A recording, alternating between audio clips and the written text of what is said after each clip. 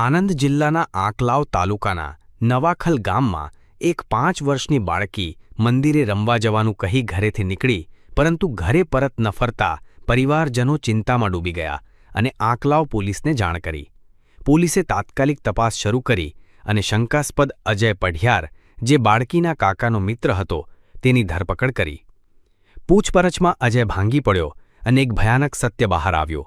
તેણે કબૂલ્યું કે સંતાન પ્રાપ્તિ માટે ભુવાના કહેવાથી તાંત્રિક વિધિ માટે બાળકીનું અપહરણ કરી હત્યા કરી અને મૃતદેહ સિંગરોટ નદીમાં ફેંકી દીધો. પોલીસે એનડીઆરએફની મદદથી નદીમાં મૃતદેહની શોધખોળ શરૂ કરી. આ ઘટનાએ સમગ્ર પંથમાં શોક અને આક્રોશ ફેલાવ્યો છે. આવી અમાનવીય ઘટના સમાજ માટે શરમજનક છે. ગુજરાત સરકારે 21 ઓગસ્ટ 2024ના રોજ કાળા જાદુ અટકાવવા અને નિર્મૂલન વિધેયક પસાર કર્યું, જેમાં 7 વર્ષની સજા અને 50,000ના દંડની જોગવાઈ છે. સાવચેત રહો, અંધશ્રદ્ધાથી દૂર રહો.